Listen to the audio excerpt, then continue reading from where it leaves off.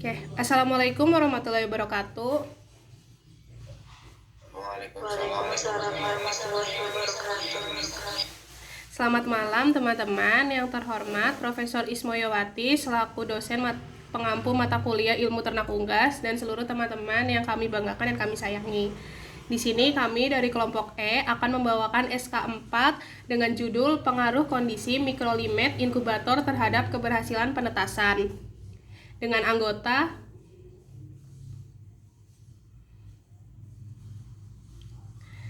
yang pertama ada Aditya Ahmad Nurfatan dengan NIM 007, lalu ada Mawar Indah Ayu Cahyani dengan NIM 048, lalu ada Nisa Novianti dengan NIM 064, lalu ada saya sendiri Safa Akila dengan NIM 074, lalu ada Muhammad Rehan dengan NIM 162, dan terakhir Lintang Putri Maulana dengan NIM 180.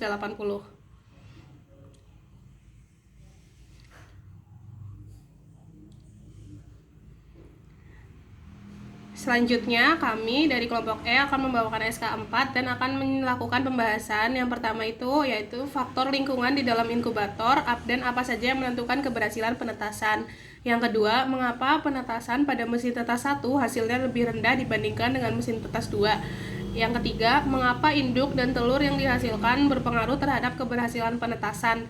Dan yang terakhir, jelaskan interaksi antar kualitas telur dengan kondisi mikrolimet inkubator. Selanjutnya akan saya serahkan ke teman saya, Mbak Lintang.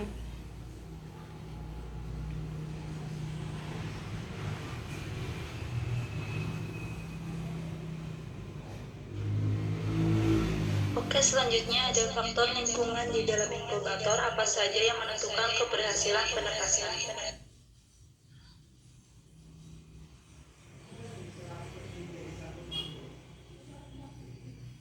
Faktor lingkungan dalam inkubator yang mempengaruhi keberhasilan penetasan telur meliputi suhu inkubator adalah faktor kritis yang harus diatur dengan tepat. Suhu yang stabil dan sesuai dengan kebutuhan. Spesies telur yang diinkubasi penting untuk perkembangan embrio yang sehat. Yang kedua ada sumber pemanas. Ada beberapa jenis sumber panas yang dapat digunakan dalam mesin tetas. Pada awalnya, peternak unggas termasuk ayam kampung menggunakan panas yang bersumber dari api yang dihasilkan dari bahan bakar berupa minyak tanah. Yang ketiga ada kelembaban. Kelembaban udara di dalam inkubator mempengaruhi tingkat penguapan dari telur dan kesehatan embrio. Kelembaban yang terlalu rendah dapat mengakibatkan telur mengering dan embrio mati. Sementara kelembaban yang terlalu tinggi dapat menyebabkan pertumbuhan bakteri dan jamur bertambah. Bakteri dan jamur yang berbahaya. Selanjutnya ada ventilasi. Ventilasi yang baik di dalam inkubator penting untuk memastikan sirkulasi udara yang cukup. Hal ini membantu menjaga suhu dan kelembaban tetap stabil dan mencegah konsentrasi karbon dioksida yang berlebihan di sekitar telur.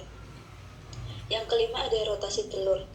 Telur harus diputar secara teratur dalam inkubator untuk mencegah embrio melekat pada dinding cangkang telur dan memastikan perkembangan embrio baik. Selanjutnya ada kualitas udara. Kualitas udara di sekitar inkubator juga berperan penting. Hindari paparan asap atau bahan kimia beracun karena dapat merusak kesehatan embrio. Selanjutnya ada cahaya. Meskipun cahaya biasanya tidak diperlukan selama proses penetasan, tetapi paparan cahaya yang berlebihan dapat mengganggu perkembangan normal. Kemudian ada kontaminasi. Inkubator harus tetap bersih dan steril untuk mencegah kontaminasi bakteri atau jamur yang dapat membahayakan kesehatan embrio. Kadar CO dalam mesin tetas sangat erat kaitannya dengan kondisi keberhasilan telur tetas.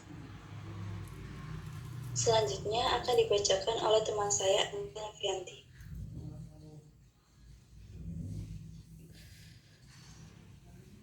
Untuk pembahasan yang kedua yaitu mengapa penetasan pada mesin tetas 1 hasilnya lebih rendah dibanding dengan mesin tetas 2.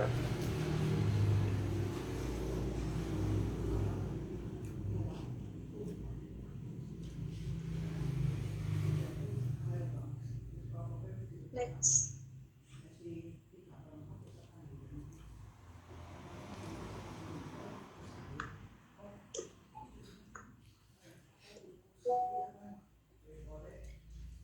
Penetasan pada mesin tetas 1 memiliki hasil yang lebih rendah dibanding dengan mesin tetas 2 karena beberapa faktor.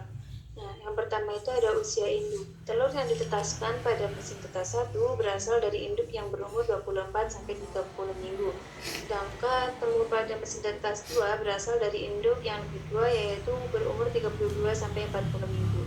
Yang kedua ada perbedaan suhu dan kelembaban. Mesin tetas 1 memiliki setting suhu dan kelembaban yang lebih rendah daripada mesin tetas 2. Suhu dan kelembaban yang kurang optimal dapat mempengaruhi perkembangan embrio dan kesehatan telur selama proses penetasan.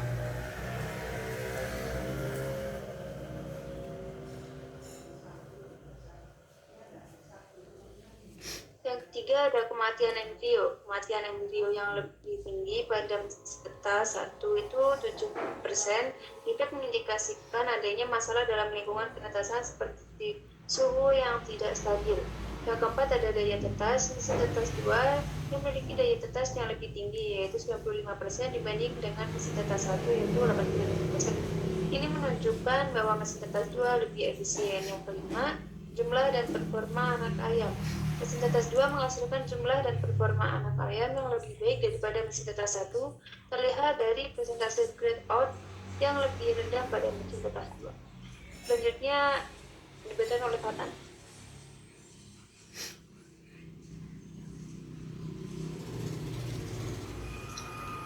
Yang ketiga, mengapa induk dan telur yang dihasilkan berpengaruh terhadap keberhasilan penetasan.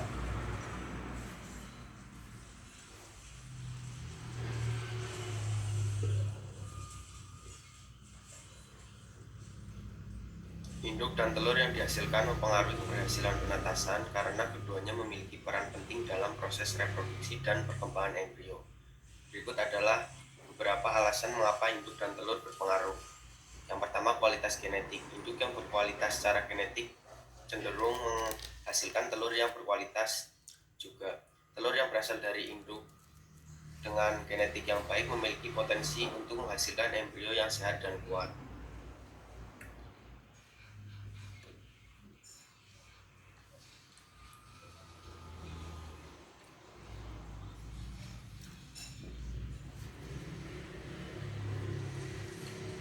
Yang kedua, kondisi fisik dan kesehatan induk.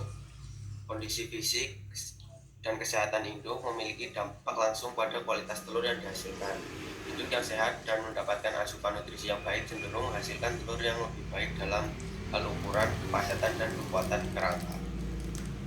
Yang ketiga ada usia induk. Usia induk yang mempengaruhi kualitas telur yang dihasilkan. Induk yang lebih tua cenderung menghasilkan telur dengan kualitas yang lebih rendah daripada induk yang lebih muda.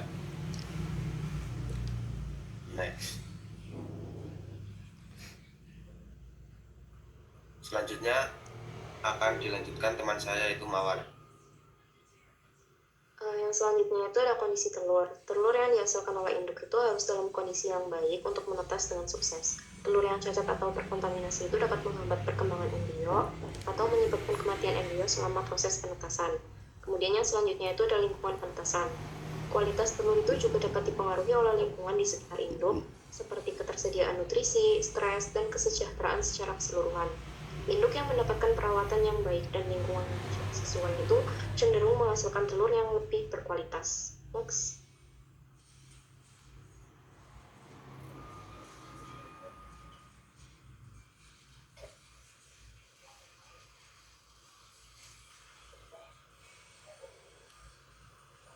Kemudian yang nomor 4 itu ada jelaskan interaksi antar kualitas telur dengan kondisi mikroklimat inkubator. Next.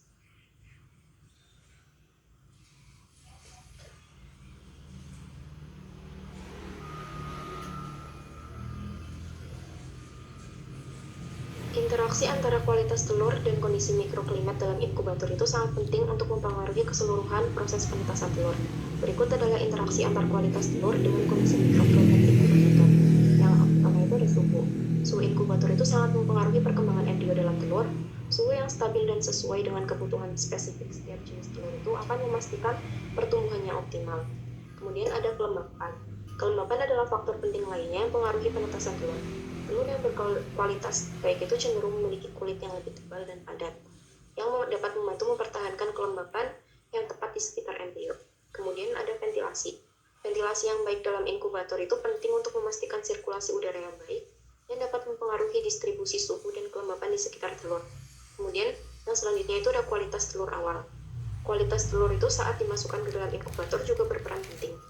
Telur yang retak, kotor, atau memiliki cacat lainnya mungkin memiliki tingkat keberhasilan penetasan yang baik. Next.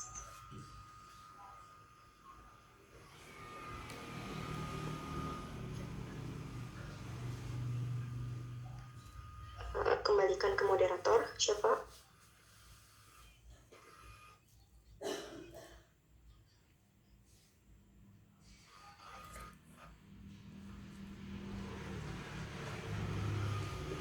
Oke, teman-teman, sekian dari pemaparan dari kelompok E. Untuk teman-teman dari kelompok F yang mau bertanya, boleh. Boleh, Mbak Hani, silakan. Oke, sebelumnya perkenalkan, nama saya Hani Maulida Hidayati dari kelompok F dengan NIM D1A022146. Izin bertanya, pada slide 12 kan ada pembahasan usia induk ya. Kenapa dikatakan usia induk yang lebih tua itu cenderung menghasilkan telur dengan kualitas rendah dibanding telur dari induk yang lebih muda? Sedangkan ada ungkapan bahwa semakin tua induk itu saluran reproduksinya semakin baik dan telur yang dihasilkan lebih baik dibanding dari induk muda. Benar? Itu aja. Jelas? Jelas, Mbak Hani, terima kasih. Kami izin diskusikan dulu.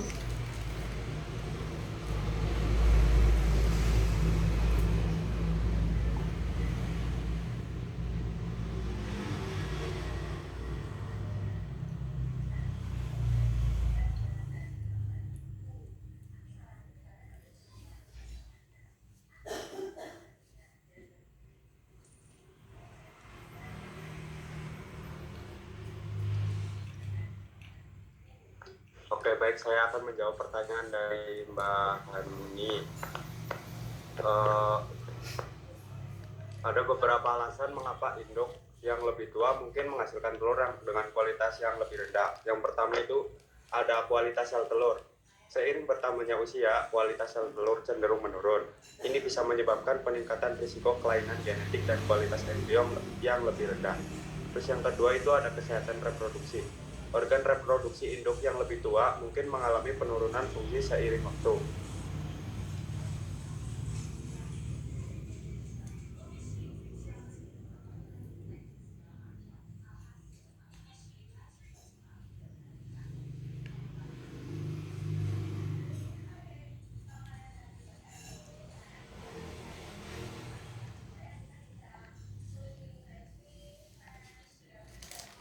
Izin menambahkan jawaban dari Mbak Hani.